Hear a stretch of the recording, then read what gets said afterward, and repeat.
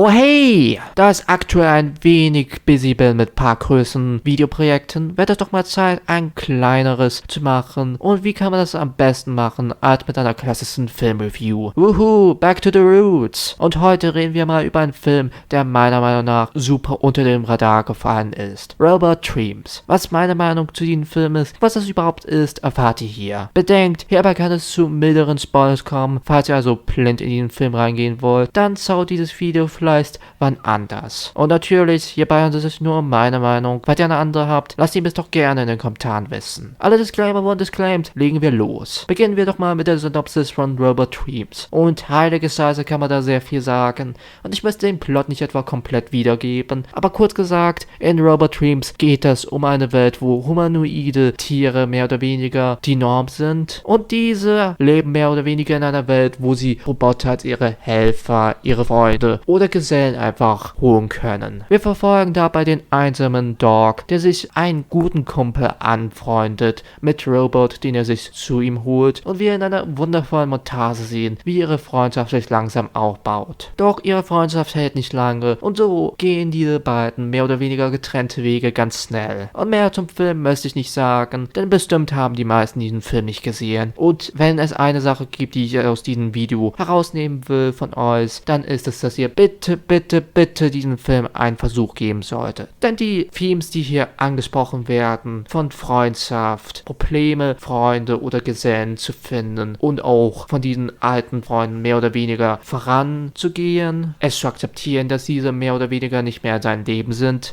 wundervolle Themes, die in diesem Film wundervoll erzählt werden. Dabei ohne Dialoge sogar. Denn dieser Film spielt damit, dass man sich einfach nur auf das Bild fokussiert, die Töne, die Emotionen, die in diesen simplen, aber auch super effektiven Animationen rübergebracht werden. Robot Dreams hat einen sehr simplen Stil. Manche würden sogar sagen, einen zu simplen Stil. Aber ähnlich wie eine Show wie BoJack Horseman nutzt Robot Dreams diesen simplen Stil und überrascht einen. Denn dieser Film ist durch und durch sehr tiefgründig. Ich würde sogar sagen, dass Robot Dreams ein Stück besser ist vom Arzt her als BoJack Horseman. Aber zugegeben, BoJack Horseman und Robot Dreams sind beide grandiose Filme und Serien. Also bitte schaut die irgendwann mal beide. Aber ja, der simple Stil von Robot Dreams erlaubt dabei den Animatoren viele kleine Hinweise an die Popkultur der 1980er, an Manhattan und so weiter zu bringen. Und Popkultur ist ein gutes Stichwort, denn ein sehr kultiger und memiger Song bietet hier einen sehr großen Fokus. Denn der Song September ist definitiv ein Schlüsselwerk in diesem Film. Ich würde nicht lügen, wenn ich sagen würde, dass dieser Film mehr oder weniger meine Perspektive an was ich denke, wenn ich diesen Song höre, sehr verändert hat und dass ich diesen Song mittlerweile mit diesem Film assoziiere. Denn er wird mehrfach hier gespielt, sei es nun in einer Montage, sei es nun gesummt oder. Und jedes Mal wird es auf einer sehr interessanten Art und Weise genutzt. Es ist mehr oder weniger der Freundessong von Dog und Robot. Und wenn wir gegen Ende sehen, wie Robot mit einem anderen Roboter bei der Straße geht, während Robot in einem Haus sitzt und den Song September laut stellt und Dog ihn, weil er eben ein Hund ist, hört und aus dem Nix tanzt und mehr oder weniger wie ein Splitscreen kriegen, wo die beiden ein letztes Mal, technisch gesehen, einen gemeinsamen Tanz miteinander haben, ist wundervoll. Der Film weiß, wie man einen emotional drückt. Dabei sind die Emotionen so earnest. Denn der Film ist super down to earth. Denn auch wenn es in einer sehr fantastischen, in Anführungszeichen, Welt spielt, weiß der Film, wie man super Slice of Life erzählen kann. Der Film fühlt sich wie eine super Slice of Life an, mit super interessanten Themes, die wundervoll hier umgesetzt werden. Und als großer Filmfan freut es mich auch einfach nur, mal einen Film zu sehen, der sagt, fuck it, wir haben keine Dialoge, wir setzen einfach auf das Bild, auf die Töne, auf die Musik und die Untermalung. Denn auch wenn kein Wort gesprochen wird, wissen wir genau wie diese zwei Figuren sich fühlen, was für Emotionen sie gerade verspüren und was ihr Gedankenlauf ist. Das Wunderschöne an diesem Film ist, dass er mich an manchen Stellen so erinnert hat, als wäre es etwa eine Kurzfilmsammlung. Was meine ich damit? Nun, wir kriegen viele Situationen zu sehen, die alle ihren ganz eigenen Wert haben, ihre ganz eigene Stimmung, ihre ganz eigene, in Anführungszeichen, Nachricht, die man den Zuschauer vermitteln will. Es fühlt sich so an wie eine schöne Ansammlung an Slice of Life Vignettes, was ich einfach nur wirklich